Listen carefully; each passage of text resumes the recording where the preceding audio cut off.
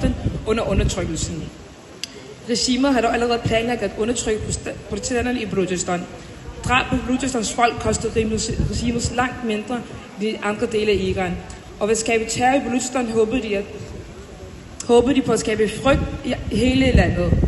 Sikkerhedsstyrkerne skyder ikke kun mod demonstranterne ved politistationen, det er blodige fredag, men også mod dem, der bad i moskéen med støtte fra kamphelikopter.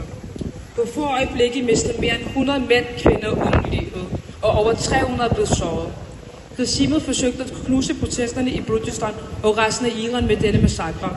Hvad det ikke forudse var en nation, der rejste sig i protest i 13 måneder og krævede regimets fald.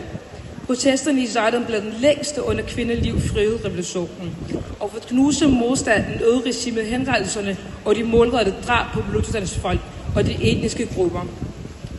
De dræbte også brandtankchaufføren og spredte våben i regionen for at skabe usikkerhed.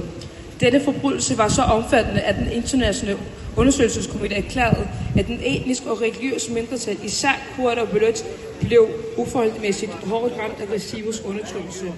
Det er et resultat af årtiers diskrimination. Menneskerettighedskrænkelser inkluderer uden retsligt drab, vilkårlige arrestationer, tortur, voldtægt og tvungne forsvindinger. Mange af disse handlinger er forbrydelser mod menneskeheden. Under protesterne blev især børn fra etniske og religiøse mindretal udsat for grusomheder på drab, tortur og voldtægt, hvilket har efterladt dybe og varige ar. I dag på torsdagen for disse forbrydelser opfordrer vi verdens regeringer og menneskerettighedsorganisationer til at anerkende drabene på Balochistan folk som forbrydelser mod menneskeheden, retsforfølge og straffe de højtstående embedsmænd fra den islamiske republik Iran ved den internationale straffedomstol under princippet universel juridisk diktion, optaget den revolutionære gadekorps på terrorlisten i verdens demokratiske lande, og til sidst at afbryde alt diplomatisk kontakt med regimet i den islamiske republik Iran. Tak.